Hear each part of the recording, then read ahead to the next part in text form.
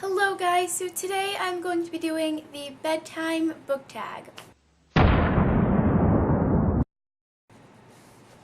So basically what this is, I have the questions written down and I'll put them up on the screen as we go through. There are 10 questions related to books that somehow have to do with bedtime, sleep, I don't know. So let's get started. Woo. Okay, I'm back. And the first question is, what book kept you up every night reading?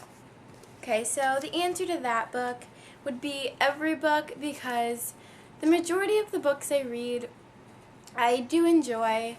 Because, I know they say not to judge a book by its cover, but I do tend to do that, and I do tend to pick books that I know that I'll enjoy.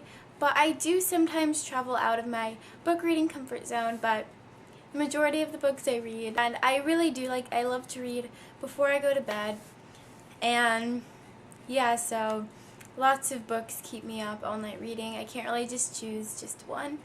Okay, question number 2 is, what book made you scared to go to sleep? Okay, and I have 2 answers for this question. One is We Were Liars by E. Lockhart, and the other one is Gone Girl by Gillian Flynn. I really loved both of these books, don't get me wrong, I loved both of them. But with it was different for both of them though, because with We Were Liars, it was kind of after the fact, because I enjoyed reading it, and then when I got to the end, I finished it and I was so confused about what had happened at the end. And then I watched some videos and then I figured out, oh, she was having hallucinations. But the whole thing just kind of creeped me out a little bit. I was like, oh my goodness, what? But yeah, and then with Gone Girl, just I really enjoyed reading it. It had an eerie sense to it. It was cool and it was really creepy, but it was good. But the thing that creeped me out a lot was how all of the characters were crazy, and they were just psychos, a lot of them. Oh my goodness, it was really weird. And the only character that wasn't crazy was Margot, Nick's sister. So yeah. And now question number 3 is, what book put you to sleep? And I actually cannot remember the name of the book. It's this one book that I read maybe 3 years ago. It was a while ago. Actually, I never even finished it, I don't think, because it bored me so much. But I couldn't get into it. It was just terrible. I did not like it. I guess some people liked it because it did win an award for something. But I cannot remember the name of it. And I think it had the word star in the name. I'm not sure. And it was written in some sort of poem format thing. But I just cannot remember the name of it. So, yeah.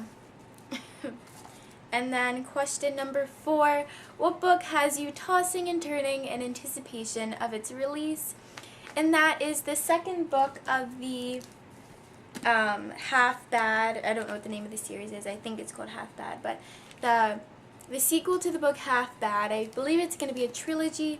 So the second book in this series, it's coming out very, very soon, and I am so excited.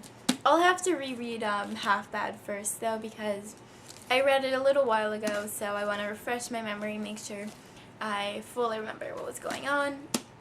But I remember reading this book and absolutely loving it. It was amazing. I definitely recommend it. It's so good.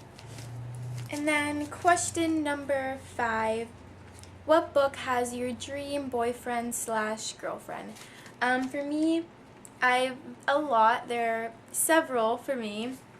Alex from Delirium is one, and then The Hunger Games, I know so many people would pick Peeta or Gale, and I love Peeta and Gale, but I would have to go with Finnick from The Hunger Games. Finnick he was not in The Hunger Games, actually. He came in, I read it a while ago, so I don't remember.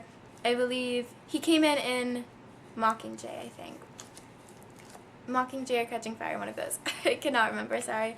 But, yeah, Finnick I loved Finnick. He was so sweet, and I just loved Finnick.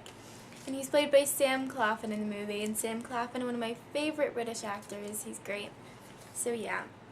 And then number 6, what book has a world that would be your worst nightmare?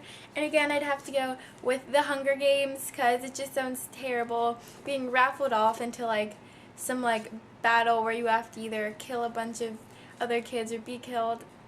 It sounds not fun. So yeah.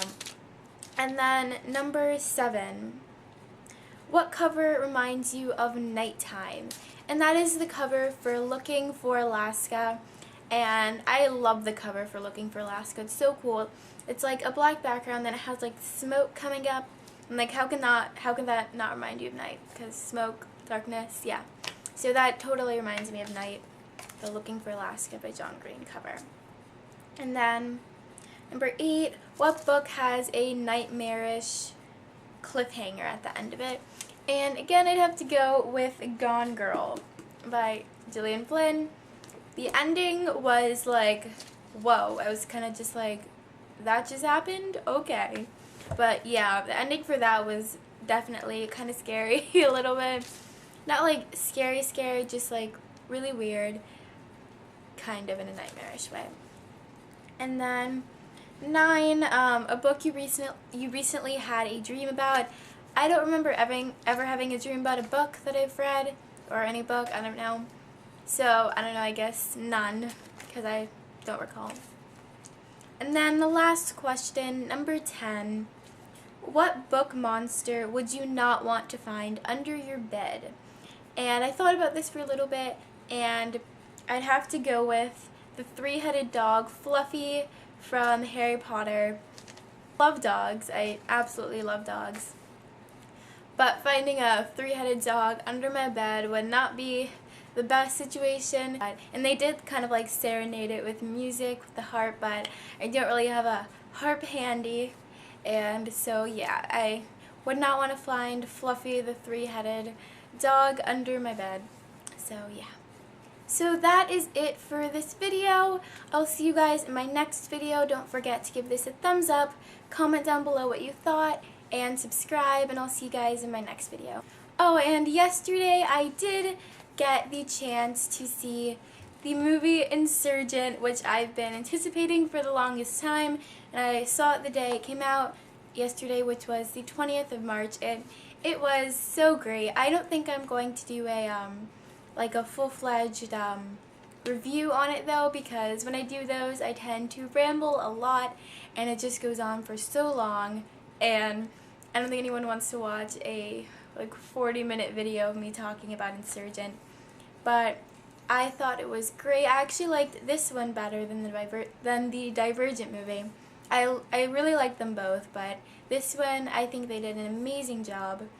And of course the acting was amazing because Shailene, Ansel, Miles, Theo, Zoe, they're all amazing actors and actresses. The shot composition was great in it, and the editing, the simulations and everything. So I would strongly recommend it, so you should totally go see it, and it was great. So just wanted to tell you guys that, and bye.